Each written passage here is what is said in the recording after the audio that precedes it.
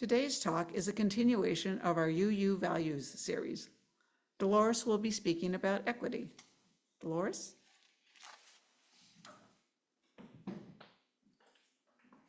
That's right. Okay. Yeah.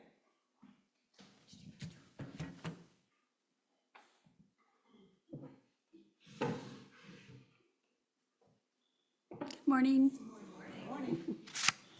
Here we go again.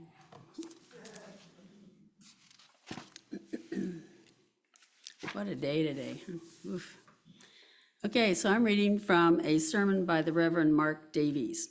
He's a Unitarian minister, and he's the visiting minister at Red River Unitarian Church in Plano, Texas. He has also written and spoken about the role of love in Unitarian Universalism that we covered a couple of months ago. Today we continue with his series of reflections on the shared values in Unitarian Universalism that were recently adopted by the UUA General Assembly in 2024, 1 year ago today. The last time I was with you, we looked at the value of justice, and today we'll be reflecting on equity. Do we have yeah, there we go. Okay, so in describing equity and the UU shared values, the General Assembly adopted the following language. We declare that every person is inherently worthy and has the right to flourish with dignity, love, and compassion. We covenant to use our time, wisdom, attention, and money to build and sustain fully accessible and inclusive communities. Remember in the old texts, they used to refer to money as talents, right? Talents, treasures, treasures, these are, yeah. So DEI is dead, they say. Meritocracy is back, they say. But let's hear clearly what they are really saying. Don't let them hide behind 3 letters of the alphabet. Spell it out. They are saying diversity, equity, and inclusion are dead. They are saying that our diversity is not a strength to celebrate, but rather a weakness to denigrate. They are saying diversity is dead. They are saying that equity, which includes equitable access to education, health care, economic opportunity, fairness, and justice, is no longer a value. They are saying equity is dead. They are saying that inclusion is dead. They are saying that being an inclusive community that welcomes all persons, that respects the sacred value, rights, and dignity of all persons is no longer something for which we should aspire. They are saying that inclusion is dead, and they are making it clear that they want to exclude as many Black and brown immigrants and refugees from our communities as they possibly can. They want to exclude women from having personal autonomy and reproductive rights, and they want to exclude persons who are LGBTQIA+ by ignoring their rights and doing all they can to erase our transgender siblings from existence. And they don't think for a second that when they think they have gotten away with deleting the T, that they won't come after the LGBTQIA+.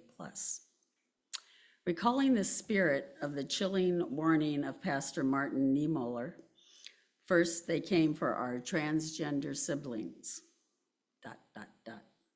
Whether we are transgender or not, we must speak out and act out. More cardboard needed. And when they say meritocracy is back, what are they really saying? And let me note that some of the persons who say meritocracy is back the most loudly and with the most fervor are actually some of the least qualified persons to be in positions they are currently occupying. When they say meritocracy is back, it means they no longer feel inhibited from hiring white cisgender males to positions of power and authority, regardless of whether they are the most qualified to hold such positions. It's not an accident that the first two generals to be fired from the Joint Chiefs of Staff are the only Black man and the only woman among its ranks. History shows us that weakening equity in community is an enemy of democracy. The perpetuation of unfair, unequal, and unjust outcomes destroys the conditions necessary for full and fair participation in the political and in the greater life of our society. Tragically, the Supreme Court of the United States, under Chief Justice John Roberts, has been engaged in a 2-decade-long attack on equity in the United States of America that set the stage for the American fascism we are now experiencing. By weakening provisions of the Voting Rights Act and by allowing unlimited amounts of money to be spent on political influence, the Roberts Court set the table for the feast that the oligarchs are currently consuming, a feast at a table only the oligarchs can afford. The greed and influence of oligarchs and toxic combination of racism and patriarchy within Christian nationalism pose the greatest threats to diversity, equity, inclusion, and solidarity within our society. If we take a hard look at the history of the United States, the fact that a large percentage of white people are now wanting to deport as many Black and brown people as possible, reverse birthright citizenship, and even denaturalize Black and brown naturalized citizens to keep white people from no longer being the majority of the population pretty much fits the script of our racist past. We will never be a great country if we cannot repent of the America's original sin of racism and working relentlessly for justice with equity as is a necessary condition for that repentance. Today, the United States no longer forcefully brings Black and brown people to our shores in chains, but now we forcefully send Black and brown people away in chains and post videos of it on official White House social media, like it's some great accomplishment, rather than the horrific moral failure that it is. And when followers of the way of love and justice speak out against such sin and plead for mercy for the most vulnerable among us, they find themselves condemned by Christian nationalists who accuse the followers of love and justice of being guilty of the sin of empathy. Sorry, this is such a downer. I don't know what Bible they are reading, but I don't see anything in the Bible's portrayal of the life and teachings of Jesus that would even remotely consider empathy to be a sin. We're witnessing a societal sickness, a sickness unto death. One of the main things keeping the United States from becoming a just, diverse, equitable, and inclusive society is the majority of white people who are scared they will be treated like Black and brown people when they become a minority of the population.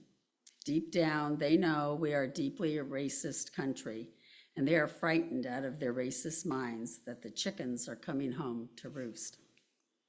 It is not a coincidence that the historically most blatantly racist states and communities are the ones most proactively attacking diversity, equity, and inclusion initiatives. It is not a coincidence that the states and communities most opposed to the oft-cited and almost never understood racial race theory are those states and communities with a blatantly racist past.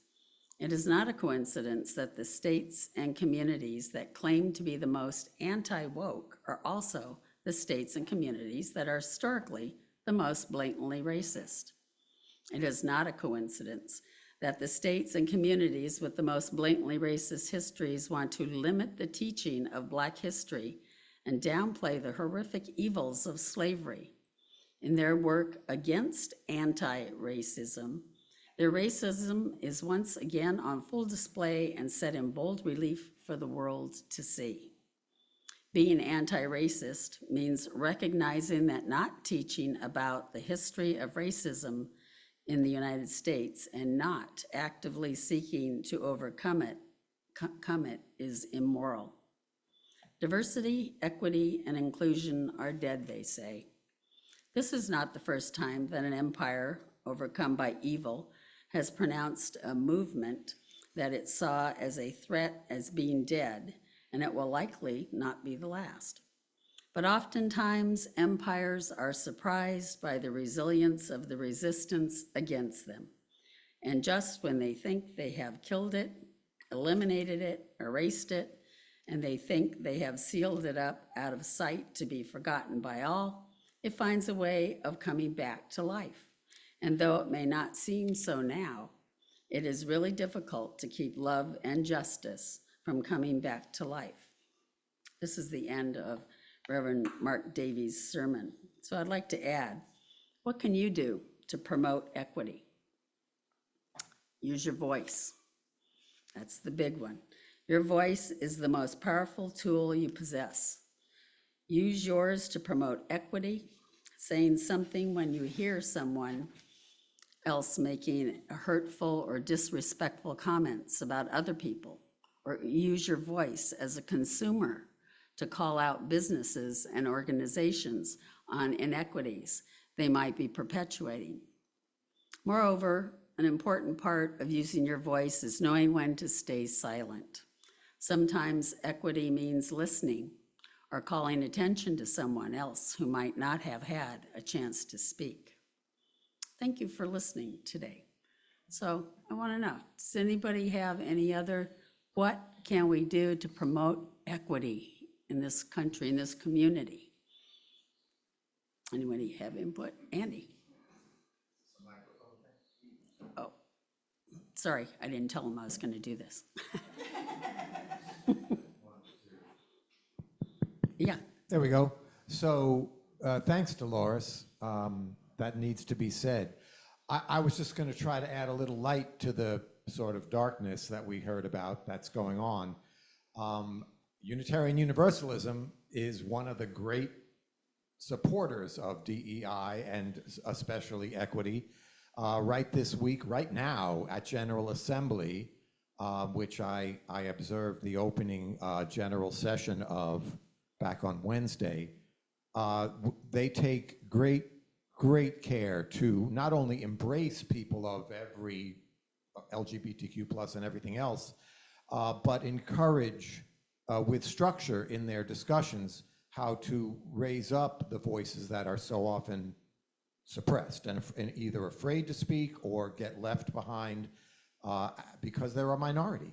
And so there is good work going on, and we're sitting amongst those who are doing it, but it's an uphill struggle.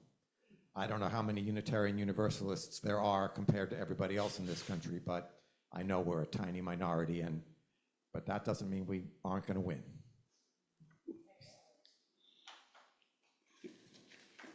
Anyone else? Okay, I just want to throw this out there too. Yeah. Thank you, Dolores. You're welcome. So thank you, Steve. So you know that issue about not saying something, particularly in our families, right? You know, and you're hearing some like unbelievable stuff, and we don't speak up. You know, this is the time. This is it. We need to speak up now. How much longer will we be here, right? So think about it. I don't know how to do it. I must admit, because I don't know if it's, I don't know how to listen well enough, but if as soon as I say something, someone climbs down my throat and up my butt. I mean, and then this conversation ends. Okay, we love each other, but we can't talk about that. I really don't know how to do it. You know, one of the things that I've seen, and I'm sure some of you have seen and practiced, is to listen to the end. Both of you have to know those are the ground rules. I'm going to listen to you, and you're going to listen to me, right? And we don't have to be telling each other how awful we are, but we have to listen to what the other person's saying, not just think about what I know that other person is saying, right? So we have to listen, and they have to listen to you. And that's a tough one, especially in families. I understand that. Yeah, Steve? Right And- here with these people is a good place to practice. Yes, right here in this community. Okay, Margot. Yeah. Yeah, I just want to confirm what Carolyn said.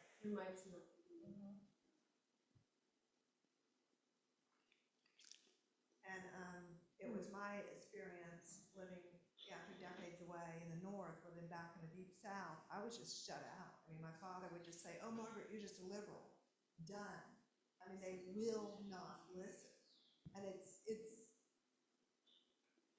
So the ground rules weren't out there first, I right? was No an ground rules. outsider. I was the one with a different opinion, and they don't want to hear it. Period. And you add that the whole Southern misogyny thing going on where I was from. So it's Yeah.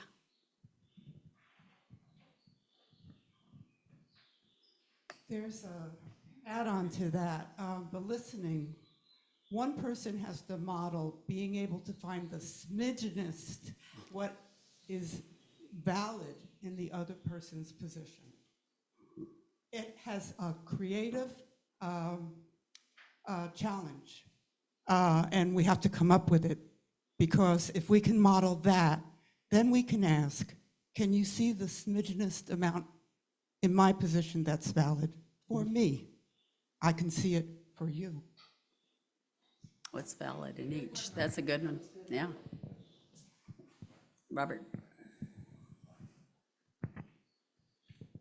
A small group of us are demonstrating. You gotta hold it up to your mouth, Robert. We're demonstrating at least 3 times a week on Tuesdays, Thursdays at noon at Main Street in Burton, and then at 3 o'clock on Fridays at the corner of Cambria Drive and Main Street near the farmer's market. That's at 3 o'clock in the afternoon.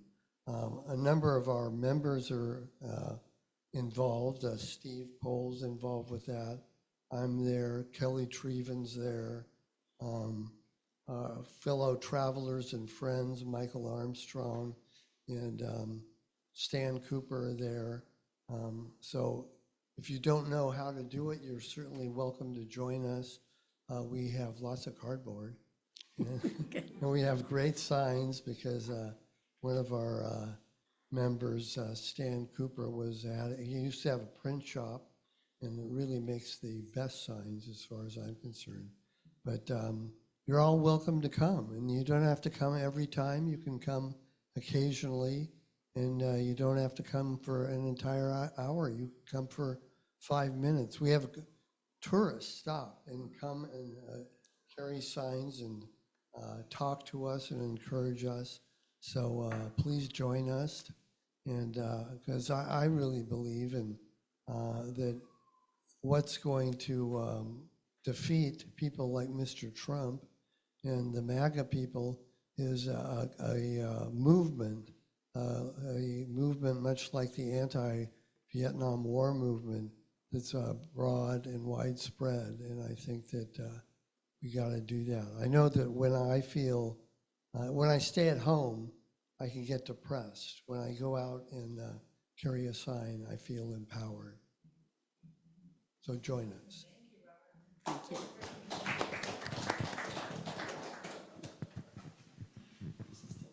It's on. Like this. We'll see.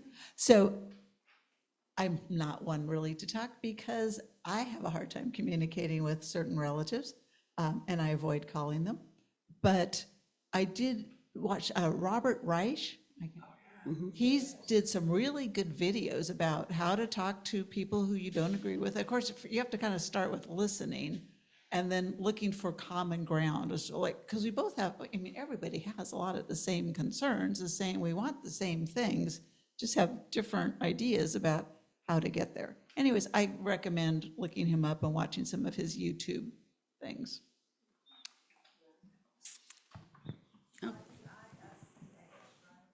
Yeah. No, just REICH. REICH. And the podcasts are called Coffee Clatch.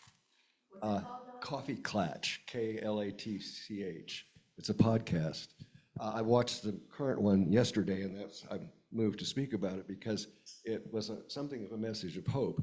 They were, among other things, of course, talking about the possibility of the bombing in Iran, which in fact did happen later on in that same, during that 24 hours.